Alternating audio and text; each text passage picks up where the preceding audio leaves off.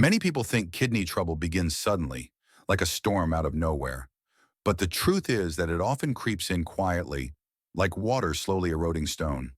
The first signs, slight fatigue, swelling in the ankles, rising blood pressure, can seem like just part of aging. Yet behind the scenes, rising creatinine tells a deeper story of kidneys under strain. I'm Dr. Brian, and welcome to channel Vital Science for Seniors. Tonight I want to share 4 bedtime habits that can gently protect your kidneys, lower creatinine, and help you reclaim restful nights filled with hope and health. I remember a patient named Eleanor, a retired teacher in her late 60s, who came to me worried about her rising creatinine levels. She said, "Dr. Brian, I don't eat badly, but I often have dinner at 9 or even 10 at night. It just works better for my schedule." She believed her timing didn't matter as long as the food itself was healthy. What she didn't realize was that her kidneys had been robbed of their nightly rest for years. Think of your kidneys as 2 diligent workers on the night shift. All day long, they filter waste from the blood, like janitors sweeping debris from a busy hallway. But even janitors need time when the building is empty so they can scrub the floors deeply. That time for the kidneys is nighttime. They are designed to slow down, to repair and reset while you sleep. But when you eat a late meal, especially something heavy, it's as though you've thrown open the building doors again at midnight. The janitors can't rest. They must keep working to handle the new mess. Science backs this up. Studies on circadian rhythm show that kidneys, like the rest of the body, follow a biological clock. They filter most actively in the day and enter a restorative phase at night. Eating late disrupts this natural rhythm. Food digestion produces waste products, urea, nitrogen compounds, and acids that your kidneys must filter. If you eat too close to bedtime, your kidneys are still hard at work long after your head hits the pillow. Over time, this nightly burden shows up as higher creatinine levels, a marker of kidney strain. For Eleanor, her habit of late dinners was also causing reflux. She told me she often lay down after eating, only to feel that familiar burning in her chest. What she didn't know was that reflux doesn't just make the esophagus sting, it creates inflammation that stresses the whole system, including the delicate blood vessels of the kidneys. Add in the effect of late-night blood sugar spikes, common if dinner includes bread, rice, or sweets, and you have the perfect storm for kidney wear and tear. High blood sugar damages the microscopic filters in the kidneys called nephrons. If those filters are injured repeatedly, their ability to clear waste declines. When Eleanor shifted her dinner 2 hours earlier, the change was subtle at first. She noticed she fell asleep more easily, no longer tossing and turning with a full stomach. Within 3 months, her blood pressure readings looked steadier, and her morning swelling had lessened. And perhaps most encouraging of all, her creatinine dipped slightly downward for the first time in years. So what does this mean for you?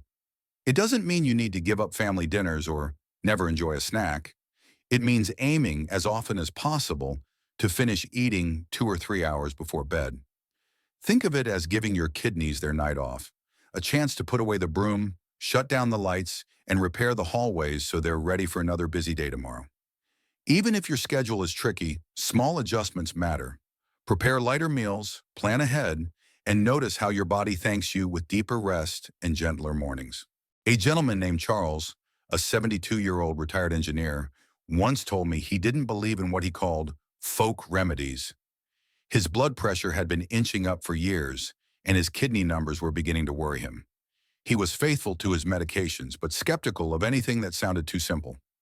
One evening I asked him, "Charles, have you ever tried ending the day with a warm bath?" He chuckled and said, "Doctor, I'm an engineer, not a spa man." Yet a month later, he admitted it had become his favorite ritual. Why would something as ordinary as warm water matter for the kidneys? Imagine your circulatory system as a network of highways and country roads. When the roads are constricted by stress, the traffic of blood slows, and the kidneys, like small towns at the end of those roads, receive less oxygen and nourishment. A warm bath, or even just a foot soak, widens those roads. The warmth tells your blood vessels to relax, allowing blood to flow more freely. With better circulation, the kidneys get the oxygen and nutrients they need to function more efficiently. There's another layer here. Warm water activates what's called the parasympathetic nervous system, the body's rest and digest mode. If the stress response is a blaring alarm, parasympathetic activation is the soothing hush that follows. Stress hormones like cortisol and adrenaline, when elevated for too long, raise blood pressure and strain the small vessels of the kidneys. In fact, chronic high blood pressure is the second leading cause of kidney failure worldwide, right after diabetes. By lowering stress, you lower the pressure on those delicate vessels, preserving the kidney's ability to filter. Charles described it beautifully. He said, "When I soak, it feels as though my heart rate takes a sigh of relief." That sigh isn't just imagination. Research in journals like Hypertension Research confirms that hydrotherapy, using warm water, can lead to measurable drops in blood pressure and cortisol levels. These aren't magical effects. They are physiological responses to warmth and relaxation. The benefits don't stop there. After a bath, your body's core temperature actually drops slightly as you cool off, and this signals your brain that it's time for sleep. And sleep, as we've already said, is the body's great repair shop. The kidneys use those deep hours of rest to detoxify and regenerate. Poor sleep, by contrast, fuels high blood pressure, worsens blood sugar control, and accelerates kidney decline. So a warm bath before bed isn't just pampering, it's a way to set the stage for the kidney's nightly repair shift. For those who don't enjoy or can't safely manage full baths, a simple foot soak in a basin of warm water can achieve much of the same benefit. Charles began with foot soaks before he grew fond of full baths. He even experimented with adding a handful of Epsom salts, which contain magnesium. Magnesium is known to relax muscles and contribute to calmness, though I always remind patients to check with their doctor first before adding anything new, even to a soak. The key is not extravagance, but consistency. Turning the soak into a nightly ritual, dim lights, maybe gentle music, teaches your body to expect relaxation and prepares your kidneys for their night of rest. Charles told me later, with a smile, "Doctor, I may not believe in spas, but I do believe in sleep, and I haven't slept this well in years." Not long ago, I met Miriam, a 68-year-old grandmother who had raised 4 children and was still helping care for 2 energetic grandsons. She was exhausted but admitted her biggest problem wasn't daytime energy, it was falling asleep. Her creatinine had crept higher, and her nephrologist urged her to manage her stress and sleep better. She laughed sadly and said, "Doctor, if I could sleep, I'd be a new woman." That's when I suggested she try a simple tool: lavender aromatherapy. Now, some people roll their eyes when they hear about essential oils. They imagine scented candles in gift shops rather than medical benefit. But lavender has been studied in clinical settings.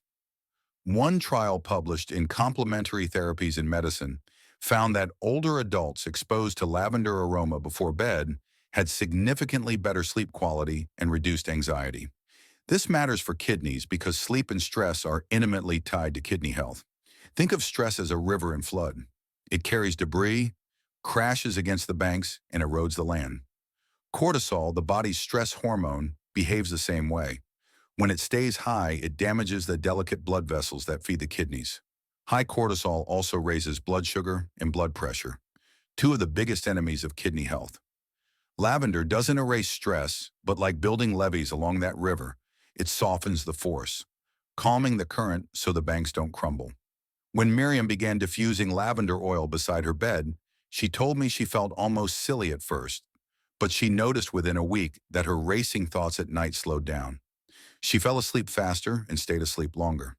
That deeper rest gave her kidneys the uninterrupted time they need for detoxification and repair. She also found her mood improved. Instead of late-night snacking on sugary foods, a habit she admitted fueled her kidney strain, she felt more content and less driven by cravings. There are several gentle ways to use lavender safely. The simplest is a diffuser, which releases the aroma into the air as you settle into bed. Another is placing a drop or two on a cotton ball tucked near your pillow. Some prefer diluting it with a carrier oil, like almond oil, and dabbing it lightly on pulse points, such as the wrists or temples.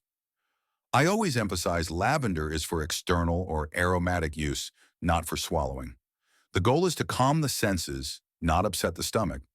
What's most powerful about lavender isn't just its smell, It's the way it signals the brain to shift from high alert into rest mode. Imagine your nervous system as an orchestra, with stress as the blaring brass instruments overpowering everything.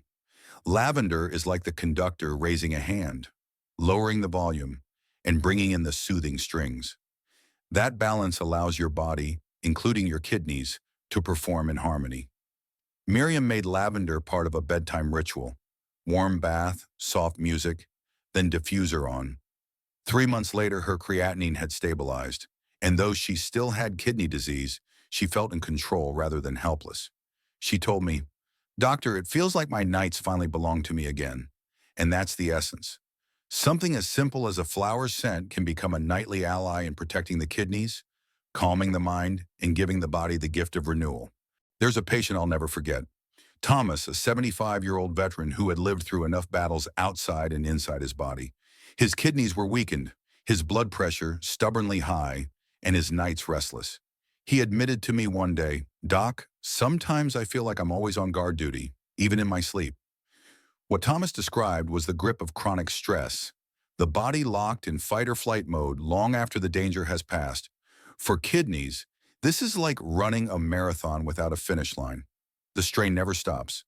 That's why I introduced him to something deceptively simple, almost too simple to believe at first, the 4-7-8 breathing technique. Now, breathing is something we do without thinking, but intentional breathing can reshape the signals we send through our nervous system. In this technique, you inhale gently through your nose for 4 seconds, hold the breath for 7, and then exhale slowly through your mouth for a count of 8. It's like teaching your body to hit the brakes on stress. Why does this matter for kidneys? Because stress hormones constrict blood vessels, raising pressure inside the delicate filtering units of the kidneys. Imagine trying to water your garden with a hose while someone is constantly squeezing it tighter. Eventually, the pressure damages the hose. Similarly, constant tension damages kidney vessels. By slowing the breath, extending the exhale, you activate the vagus nerve, the body's built-in relaxation switch. Blood vessels relax, heart rate slows, and the fight or flight alarm gives way to the body's healing mode. Thomas was skeptical. "Breathing, really? That's your prescription?" he asked with a grin, but he agreed to try. The first night he felt lightheaded, common when people aren't used to deep breathing. With practice, though, it became a trusted ally. He noticed his blood pressure readings dropping slightly, his sleep becoming deeper, and perhaps most important, his sense of control returning. He told me, "Doc, when I feel panic rising, I know I've got a tool in my pocket, and it doesn't cost a dime." Science supports his experience. A study in the Journal of Alternative and Complementary Medicine found that slow, paced breathing reduced systolic blood pressure significantly in adults with hypertension. Lower blood pressure is not just a heart benefit. It directly eases the load on the kidneys, protecting them from further damage. I often tell patients to imagine the 4-7-8 method as building a bridge from chaos to calm. Each inhale is a plank laid down, the hold is the pause to secure it, and the long exhale is the crossing to safety. Done 4 to 8 cycles before bedtime, it becomes more than a relaxation exercise. It's an act of kidney protection. For older adults, it's also accessible. You don't need fancy equipment, a gym membership, or a special class. You only need your breath, a quiet corner, and a little patience. And unlike medications, there are no side effects, only side benefits: steadier mood, better sleep, improved circulation. Thomas now swears by his nightly breathing ritual. "It feels," he said once, "like I'm giving my body permission to rest finally." And that permission, that gentle switch from survival mode into healing mode, is one of the most powerful gifts you can give your kidneys each night. Before we close, let's touch on food, because what you eat before bed can be as powerful as any habit. A light evening meal built around kidney-friendly choices sets the stage for restful repair. Leafy greens, fatty fish like salmon, and fruits such as apples or berries offer antioxidants without overwhelming the kidneys. Whole grains like quinoa give steady energy, while olive oil and almonds provide healthy fats that soothe inflammation. Herbal teas like chamomile or ginger calm the body for sleep. On the other hand, late-night heavy meats, salty snacks, or sugary desserts quietly burden kidneys already working overtime. So tonight, as you prepare for rest, remember this. Your kidneys are not just filters. They are guardians of your body's balance, working tirelessly even while you sleep. By finishing dinner early, soaking in calming warmth, breathing in the scent of lavender, and practicing 4 to 7 8 breathing, you give them the peace they need to heal and protect you. Add gentle, kidney-friendly foods to your evenings, and small steps become powerful medicine. I'm Dr. Brian, and I believe it's never too late to care for your kidneys and reclaim vitality. If this helped you, please like, share, and subscribe.